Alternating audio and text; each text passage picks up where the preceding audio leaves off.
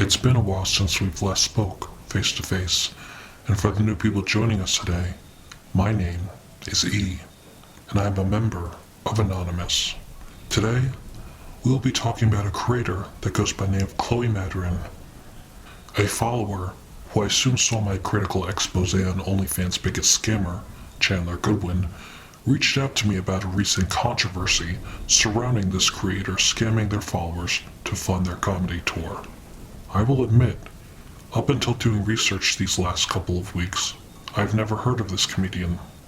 However, what I can say is that I'm probably this person's #1 follower now, considering I have only consumed their content for the past 3 weeks. I've been monitoring their analytics, and I've only consumed their overused style basic comedy that pretty much every single comedian uses today, and it's just not really that funny in my opinion. I'm not a fan of Chloe's content. I'm just going to come around and say it. But considering I knew nothing about her 3 weeks ago, what I will say is that I don't think she's that bad of a person compared to Chandler Goodwin, who is actually OnlyFans' biggest scammer and a piece of shit. So, what exactly did Chloe do? Well, a few months ago, Chloe released a version of her comedy special titled Hot Girl Stuff on her Patreon, as well as on her YouTube channel, exclusive to a members-only paywall. After that, Chloe created an OnlyFans advertising it as sexual content, charging her followers $10 to subscribe. What her followers didn't know was the content Chloe was actually producing was just her comedy special, Hot Girl Stuff. Obviously, people were upset by this false advertisement, which led to Chloe making a statement on her Instagram and TikTok claiming the whole ploy in charging her followers to subscribe to her OnlyFans was a brilliant prank to get back at the people who were sexually harassing her over the internet. Now look, I do not support any form of sexual harassment towards any individual. It is beyond disgusting, and the people hiding behind a screen just to say provocative observations on another person's appearance is nothing more than an unhappy, small incel of a person. That being said, we do not live in a perfect world, and criticism is not a crime. But what Chloe has done is a crime, and in my opinion, a much worse offense. I do sympathize for her receiving the sexual harassment she does not deserve from strangers, but I do not support people who lie, scam their followers, and think they're above the law just because they have a large following, and some might find that intimidating, whereas I do not give a fuck. No matter how you look at it or try to twist words, Chloe has committed fraud by false advertisement, which under Australia's laws, where Chloe currently resides, social media influencers are subject to Australian consumer laws, which prohibits misleading and deceptive advertising. This includes influencers who are paid to promote products or services, as well as the brands and marketeers who use them. Some examples of misleading or deceptive conduct by influencers include making incorrect statements about their relationship with a brand or product, omitting important information, such as sponsorships or incentives, disclosing brand relationships in a way that is confusing or obscure, not taking reasonable steps to ensure consumers don't believe sponsored posts are genuine, misrepresenting their experience with a product, and most importantly, using manipulative or deceptive advertising practices. The ACCC can investigate influencers who do not adhere to these laws and take enforcement action against businesses that make false or misleading claims on social media. Breaching the Australian consumer law can also result in fines in the tens of millions of dollars. However, the damage to an influencer's relationship with their customers can be even more costly in the long run. So, with all that legal mumbo-jumbo being said, Chloe is in a clear violation of going against Australia's consumer laws for making incorrect statements about her product, omitting important information for what she was advertising, and using deceptive advertising practices. It is also worth mentioning, because in her video admitting to her crime, Chloe states OnlyFans is a website just for exclusive content, and her comedy special Hot Girl Stuff is considered exclusive content because it is behind a paywall on her Patreon. What she fails to mention is that nowhere in any of her bios or social media posts, whether it be Patreon, OnlyFans, Instagram, etc., does she state that her content is protected under copyright laws. So, by purchasing Chloe's content, you as the buyer have the right to use her content however you please, as long as you are not illegally distributing her content to make money. You can, however, share her content with others, as long as you are not charging people to buy it from you. Chloe also fails to mention in this 2-minute rant about OnlyFans terms of service that clearly states, OnlyFans creators are responsible for ensuring that their content adheres to the platform's terms of services and any applicable copyright laws. Where OnlyFans fails to mention in their terms of service is the automatic renewal law that protects consumers from purchases and failing to provide a post-purchase acknowledgement that includes the terms, cancellation policy, and instructions on how to cancel. Technically, this isn't Chloe's fault, and more so OnlyFans' fault, but considering her main weapon of defense is claiming she's protected by OnlyFans' terms of service, I felt it was worth mentioning, because in the eyes of the laws, consumers can sue businesses for false advertising simply based on the automatic renewal law, which protects consumers from businesses that mislead them into purchasing or paying more for their goods and or services. Chloe to this day, as of September 21st, 2024, at 6:46 p.m.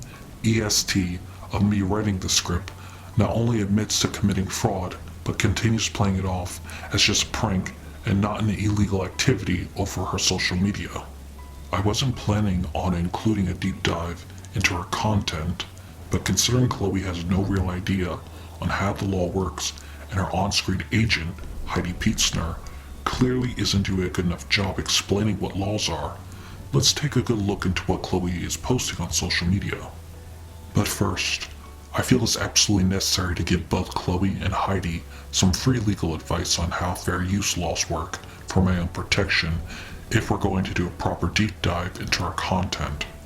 Under the fair use doctrine of the US copyright statute, it is permissible to use limited portions of work including quotes for purposes such as commentary, criticism, news reporting, and scholarly reports. Clearly, I'm not posting Chloe's content in its entirety and claiming it as my own. All of her social media that I'm using these resources from are free to the public's viewing. I do not need permission to use her content as long as it's edited material using limited portions for commentary, criticism, and news reporting. You are more than welcome to file a defamation lawsuit pursuing in legal action if you feel anything I've said and will continue saying in this video harmful to your career. But honestly, I'm not too worried about it, since I'm literally wearing a mask to conceal my true identity, and as shocking as it might seem, my real name clearly isn't the letter E. In the first video, we'll be looking at Chloe's most viral moment on the internet that really boosts her audience. These clips come from the YouTube channel YeahMadTV in a video titled Dad Jokes, and is currently the channel's most popular video. I'd love to tell you a little story. I had a friend come back from active duty recently, right? He was in the war, and he came back early because his vehicle hit one of those hidden explosives. I don't know what they're called, but it's nuts. He's in the hospital, his feet have been blown apart, right? And I went to visit him, and he's like got a blanket over his feet, and he's trying to show me how bad it is. And I was like begging him, please don't. Like, don't you know I'm lactose intolerant? Wow. Wow, indeed. As I've already stated, comedy isn't my specialty, but what I do know is this joke took 27 seconds just to get to the punchline. The payoff was not worth it at all, and a very common theme you'll see with all these jokes in this video specifically. Pretty much all of Chloe's jokes are met with light snickering from the cast watching, as well as Alan's reaction pretty much staying the same, and only ever losing points during this challenge when he's laughing at his own jokes or giving Chloe sympathy laughs, as we'll see in this next clip. How many tickles does it take to make an octopus laugh? How many? 10 tickles. Ah, tentacles. That's the type of porn I watch. I get that. Tentacle porn. They can explore more things that, actors just aren't into. First off, that joke was not funny. There's like 6 people in the background watching these jokes being told, and the only time we hear any form of snicker is after Alan gives his sympathetic laugh. I also find it interesting how once Alan receives laughs from the crew watching, Chloe feels it necessary to chime in with her own sarcasm in an attempt to match Alan's sarcasm, and it comes off super forced and awkward as hell. What do you call a cow that just gave birth? What? My wife. Your wife? Yeah, girls can have wives. Oh. I know. Don't be too sad. What? I'm not going to lie. This was the one joke Chloe makes in this entire video I smirked at, and that's only because I like Borat.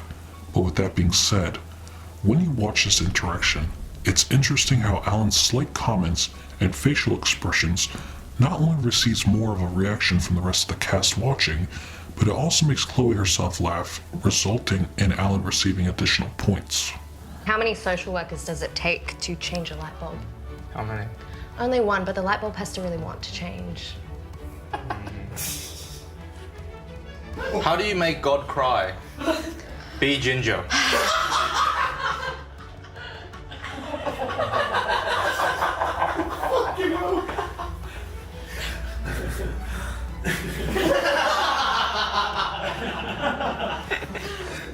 That's a lot.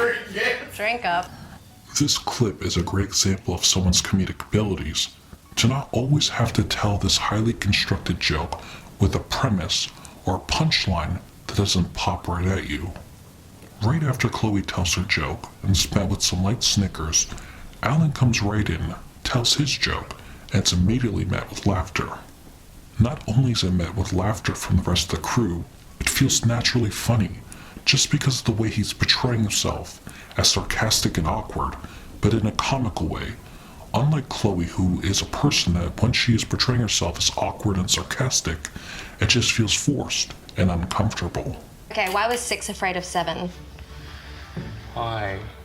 Because 7 is another one of those whack Stranger Things kids with superpowers and anger management issues. I wrote that one. I thought you'd like it. I liked it Okay. a lot. Okay. Trust me, Chloe, there is no doubt in my mind that anyone is questioning if whether or not you wrote this joke. I had to watch this clip back 3 or 4 times just to understand the punchline was supposed to be a Stranger Things reference, and even after that, it still wasn't funny. Every time Chloe tells a punchline in this video, she will oftentimes deliver a punchline that's either super long or she will say it super fast, and the joke never lands right because of the delivery of the joke. What did Yoda say when he first saw Star Wars? Star Wars? In 1080p? Or what? HDMI. Yeah. I want you to pay really close attention to this next part, because after Chloe stumbles on her words and the punchline doesn't land, Alan throws her a bone to try to make the joke funny. Shoot on the voice. Do the voice. HDMI. I will not laugh. No. No. Yeah, I don't know one before, but that's Oh, shit. HDMI. Oh, that's Yeah. Yeah, that's really good. It's really funny to me how even after Alan gives her a chance to be funny, she not only fails at committing to the bit, but her joke still only receives a large reaction from the rest of the crew after Alan responds by doing his own impression. At this point, it's quite clear who the winner of the challenge is, and after Alan and Chloe are done telling these jokes, the video ends by Chloe saying something that comes off weird, and Alan responds by saying what we've all been thinking this entire video. Yeah. We've got really good chemistry. I don't know. I think that. Do you think so? I think people in this room would disagree. I think so. Before we move on to this next clip, I just want to say, I don't think Chloe understands the whole reason behind this viral moment was not due to the success of her own jokes. What makes this video funny and worth the viral popularity is Alan and his abilities to deliver jokes, as well as being naturally comical. And although Chloe gained this popularity from from Yeah Mad TV, it definitely seems like she holds some form of resentment towards the crew. Her last appearance on the channel was a background role in a video titled Fact or Fiction when I was 18, but before that, she only ever appeared in a total of 13 videos on the channel, excluding compilations and shorts. In those 5 videos with Chloe, she only appears in the background, making 30% of her time on screen was being spent sitting down and watching the other cast members make jokes. If we actually did the math, including the current 93 videos on the channel, as at the time I'm recording this video, the only time she's appeared on the channel and wasn't sitting in a chair was 8% of the time, and that's just sad compared to the other popular cast members who have contributed a lot more to the channel's success. But let's just move on to the next clip that was posted to Chloe's Instagram on July 10th, 7 months after her last appearance on Yeah Mad TV, where the audio is absolutely fucking horrendous, and we see some slight shade she throws towards Yeah Mad TV. Hi. Hi. I couldn't resist myself, and I purposely turned off the voice filter just to show how obnoxious that tone of voice sounds. It sounds like every girl who's ever gotten into a fight with their boyfriend and comes back into the room an hour later just to give them a fake apology. You know, sometimes people stop me and they go, "Are you that ginger girl from the internet or something?" And I go, "Yeah, that's me. Hi, it's me. I'm Chloe. I'm a comedian." With peace and love, I've watched every single piece of content I could find of you, and calling yourself a comedian is a bit of a stretch. You could call yourself a person who tells jokes to people for a living, but you're definitely not batting in the same ballpark as Sarah Silverman or Whitney Cummings. That's like saying a child playing a doctor on the playground would be qualified to do open heart surgery in a hospital. Also, why did you have to beat around the bush so much and avoid saying people recognize you from Yeah Mad TV? Saying the name of the channel you went viral for is not fucking Voldemort. You could say it and it won't kill you. Referencing it as the internet or something just seems pretentious on your end, like you're above the channel that boosted your popularity. You might have seen me on the internet before, maybe ranting on TikTok, or maybe doing dad jokes, or maybe doing stand-up, who knows. Anyway. Oh, now you want to subtly mention people possibly seeing you do dad jokes. This really makes me speculate what happened between her and the cast of Yeah Mad TV. Because not only are you avoiding referencing them in this video, you only follow 3 of the original cast members, and 2 of them you don't even follow. But again, this is all just speculation, and the only thing I actually care about is facts. Sometimes people say, "Can I see some more?" And I got great news for you. You can see some more. I've got some stand-up. I've put up a whole show. I just finished touring around a bunch of cities in Australia. Hot girl stuff, disordered eating and crippling self-hate. I've put it up on Patreon and YouTube. The account's attached to my podcast, The Friend Request. So it's there for like $5-ish, $5 or something like that. But it's for sale because I want to use the money to finance a little tour so that I can get all around the world, because I am an independent artist and shit's expensive. Okay, so not only is this the first time we hear Chloe talk about her comedy special, Hot Girl Stuff, we also get confirmation that her special is $5. It's available on her Patreon and YouTube for purchase, and the funding from our followers paying for her special will go towards travel funds to tour around the world, because she's an independent artist. That's all fine. Nothing illegal about a legitimate plug coming from complete honesty, and she's not tricking any of her followers to purchase her special by committing fraud. There's just one problem I see with this statement of her calling herself an independent artist.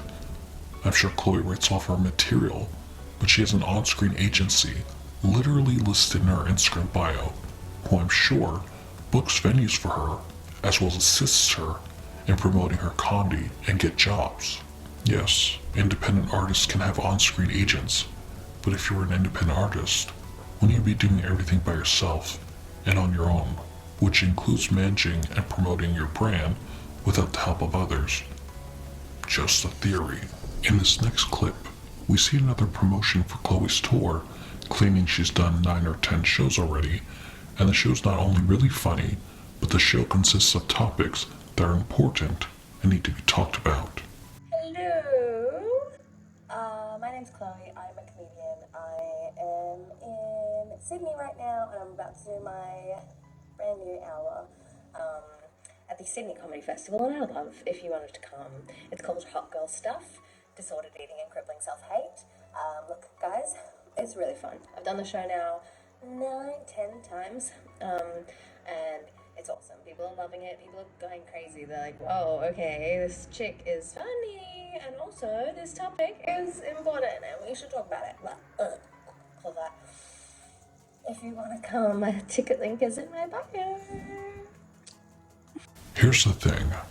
I'm not going to pay $5 or $10 to watch this show in its entirety. If Chloe decides to post the entire show for free, or someone leaks the special onto YouTube and I can watch it for free, I'll give it a gander on 2x X speed. However, I've seen enough clips of the show on Chloe's Instagram to understand the important topics in the show is about eating disorders. And while I do sympathize with the topic, I don't understand why there are so many comedians who feel the need to tell jokes while hiding social issues behind it. Comedy is supposed to be funny, not relatable. There is no reason you need to hide some social agenda behind your jokes, and this goes for any social issue, like politics or inclusive diversity. People watch comedies to escape reality, and all you have to do as an entertainer is be funny and make jokes. That's it. But let's check out this next popular clip where Chloe confronts a heckler, and admits she had an Onlyfans where she would send illicit content to her subscribers. So you all know what OnlyFans is, right? Yes? Yes? Okay. Judgy, do you know what OnlyFans is? Yeah, of course you fucking do. Okay. Okay, alright, just checking. Alright, so I had an OnlyFans, and I would sometimes, I would send illicit content to my subscribers, and sometimes they would send illicit content back. I'm not sure if Chloe's aware of the definition of illicit when she says she used to send illicit content to her followers, but that would imply she was sending content that was not legally permitted. The correct word she's looking for is pornographic, because she would post nudes. I even looked it up, and yes, Chloe did in fact have an OnlyFans at one point where she posted pornographic imagery and they were leaked online. We also see a classic interaction with the heckler where the immediate defense mechanism is Chloe asking them if they are straight. What? What'd you say? Wouldn't have been popular. Mine? Oh my god! Are you straight? Are you straight? Oh wow! This is so weird. Is this your date? How long have you been with him? I don't understand why questioning this man's sexual orientation seems to be the power move to regain control of the situation, but it's not funny, and it's just an easy attack against men. I'm in no way defending the heckler for interrupting Chloe's show, but as a comedian, I would just expect more than asking a man if he's straight or not, because it's too easy of an attack, like saying he has a small dick, or that he doesn't have sexual relationships with a woman because of his personality. Our last and final clip we'll be taking a look at is the whole reason this video is even being made. Chloe admitting to fraud by scamming her followers. I posted my comedy special to Onlyfans and sent the link to everyone who sexually harasses me online, and here are their reactions. So, we are not even 10 seconds into the video, and we already have a confession that you committed fraud. Well, that's good enough for me. You have publicly admitted to scamming your followers. You are admitting you profited off this illegal act and made potentially $10,000, and now you are using this video as a means for personal gain to get attention from your followers. Seems like enough evidence if one of your followers wanted to sue you. So I'm a stand-up comedian and podcaster. I pretty much post exclusively stand-up comedy clips and podcast clips. And for some reason, some people, some men, took that as an invitation to send me some of their most graphic and vile thoughts, things that I don't think they would be comfortable even sharing with a partner, let alone a stranger. So I thought I would take this opportunity to get a teeny tiny little bit of payback. Fun fact, sending a woman a message about her appearance isn't illegal. It's just gross.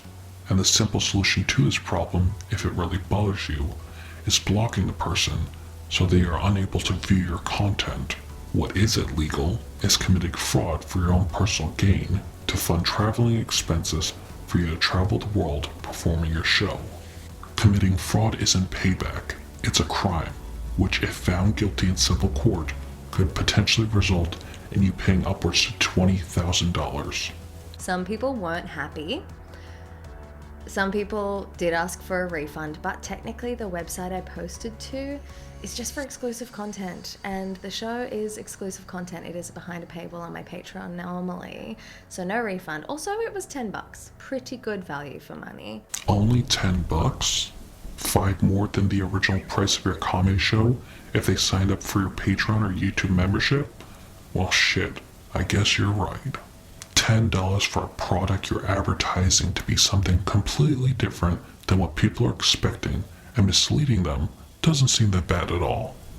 It's only just a little illegal, so there's no point in people getting that upset for purchasing something with their hard-earned money and giving it to you to fund traveling fees for you to put on your comedy show and hopefully grow a larger audience, as well as potentially open the door to new opportunities to grow and succeed with your career, even though you're committing an illegal act by misleading your followers. Yep, nothing wrong with you scamming people for your own personal gain. Do you see how stupid your sense of reason sounds when it's met with sarcasm? Or should I continue by just telling you straight out that what you're doing is fraud? I could even send you a copy of the script I wrote for this video if you want a physical copy to read it out loud to yourself to better understand that what you did is a crime and not some silly little prank. Most people were not actually that surprised. They thought it was pretty funny. They said, "You are a comedian. This does make sense. I don't know what I expected." And a few of my favorites actually really enjoyed the special. So kind of love that. Like, don't love how we got there. Maybe think about how you speak to strangers online in future. Think about how you speak to strangers online? That's your fucking takeaway from this? Congratulations. A couple people sent you some positive messages in response to you misleading them after you came up with some clever wordplay to scam and charge your followers double of what it would normally cost to watch your comedy show on either Patreon or joining your exclusive paid YouTube content. The takeaway from this situation should be, hey, this definitely wasn't right for me to do, because what I did is a crime, and it would be my best interest to refund the people upset by this and offer them their money back through Cash App or something similar, so I don't get exposed for committing fraud and potentially get sued. I also posted the link to my Instagram story, but I immediately revealed that it was just my comedy show. I didn't want to like gotcha anyone, but I had some mixed reviews to that as well. People I got a lot of unfollows. Not mad, kinda bye, like see ya. But for the most part, I just wanted to come on here to say thank you. Thanks to these guys, I have fully financed my American tour. So come see me live in America, in LA, New York, Austin. Don't kill me. Don't come if you're mad. Don't come if you're that mad. But overall, I think it was a pretty good prank. Pretty funny. So let me get this straight. You scammed your followers into purchasing your OnlyFans by misleading them. You allowed people to purchase your OnlyFans for financial gain. A bunch of people bought into your scam, and then shortly after, all the messages you received on OnlyFans, which I'm assuming were more negative than positive because people were assuming they were buying pornographic content and not your comedy show, you posted on your Instagram that what they were really buying was your comedy show, and the end result was you losing followers, but also you making $10,000 in the process. Is that correct? Well, I'm sorry to burst your little bubble, Cupcake, but what you did was commit fucking fraud. It was not a prank, it was fraud. Get that through your fucking head. You can even see in the video, the one message that was calling Chloe out for scamming them That message was sent to her on August 1st, and the few good reviews she posted in that video were from August 25th and August 31st, which means she either waited almost an entire month to post on her Instagram story that what they were buying was actually just access to watch her comedy show, or the few good reviews she received were sent to her after the fact that she made a post to her Instagram story telling her followers that what they were actually buying was her comedy show.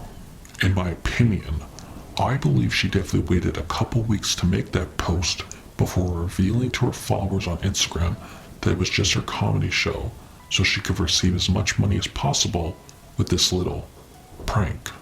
What Chloe fails to understand this situation is, no matter how much she tries to play it off as a silly little prank to get payback on the creeps sending her gross messages commenting on her appearance, she is in the wrong. She is not the victim in this scenario just because she's an independent artist. The people who are scammed out of their money and bought into her misleading them are the victims.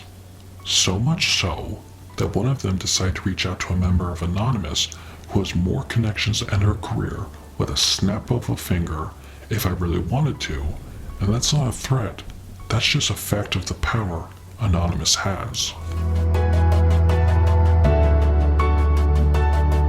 Nonetheless, the big question other than did Chloe commit fraud is, do I believe she actually made $10,000?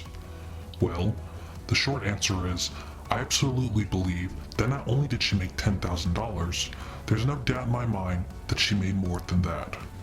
The reason I believe she made more than that number is because in order for her to make $10,000, only 1,000 people would have had to subscribe to her Onlyfans. Her Instagram currently has 175,000 followers, and she claims it was more before people started unfollowing her. Hypothetically, if every single person following her on Instagram saw her story promoting her OnlyFans, clicked the link and subscribed, that would mean only 5% of her followers out of 175,000 people on Instagram bought her OnlyFans, which is extremely low. But if we actually look at Chloe's Instagram analytics, we can see that 10.4% of her followers are fake accounts, 65% are male, and her average engagement is 0.95%.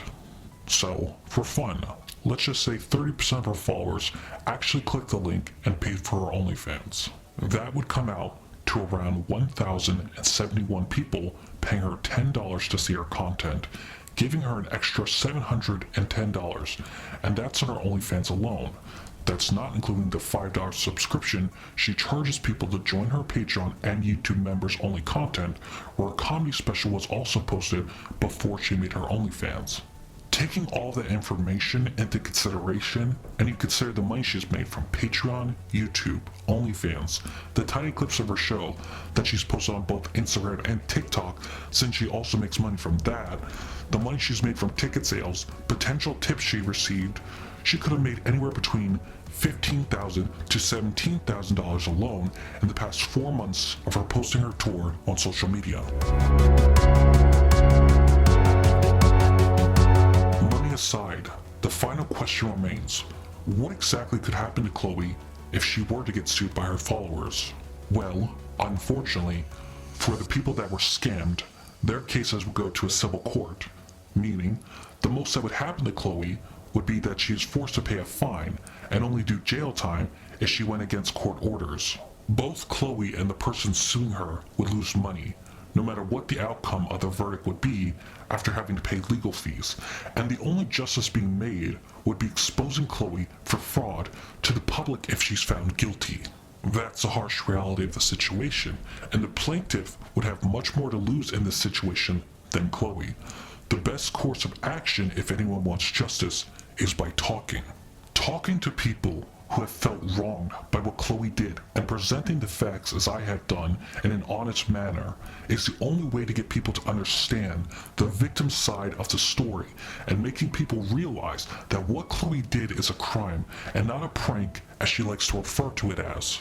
It does not matter if she has a large following and the majority of her followers are on her side in this situation. What really matters is continuing to speak the truth against her, allowing people to understand the severity of what she did is wrong. Our voices are only powerful if we stand together to speak against the people who think it's okay to lie, cheat, commit a crime, and think they could get away with it for personal gain. You, the individual, have the power to expose the truth, and for every person on her side, there are people on your side as well, including myself and the members of Anonymous. Now, it's that time I believe we end the video on one last final message where I get to speak to Chloe personally. Hello, Chloe. My name is E, and I'm a member of Anonymous. What you did and continue to do by using your platform to gain attention on the fact that you committed fraud and playing it off as a prank is unlawful. You have said it yourself that what you did was an act of obtaining payback for the incels who sent you inappropriate messages online in regards to your appearance. What they did, while it's a disgusting act, is not a crime. And no matter how much you try to justify your actions, what you did is illegal. I do not fear you. And the difference between myself and the people you scammed is even though I have a very little social media following compared to you, I have more resources in Anonymous on the tip of my finger where we could expose you to the public that would hurt your career significantly. I do not see you as a bad person. In fact, compared to the other people I've exposed in my time as a member of Anonymous, I believe you're a good person who just made a mistake. All you have to do is make a public statement admitting what you did was wrong. Offer the people who felt they were misled a refund through Cash App or a service like Cash App, and stop using the situation where you scammed your followers as a way to get attention on social media for personal gain. That simple act would fix a lot more to the problem than continuing to use the situation for personal gain. That being said, if you do nothing and continue down this cycle of using your influence to gain attention off an illegal act you committed, you will become my personal enemy, where I will continue to expose you for the fraud that you are, like I did in one of your most recent posts that you turned your comments off for. Bet you didn't know that was me. In conclusion, I truly hope you do the right thing, because at the end of the day, despite me not liking your style of comedy, I believe you're a good person who made a mistake, and I want nothing more than for you to succeed in your career as a comedian. But if you continue down this path of lying and cheating to get yourself there, you are no better than any other criminal, and you will become our enemy, because we are Anonymous. We are Legion. We fight corruption, we fight the truth, and we fight for the people. We do not forget, we do not forgive. Expect us.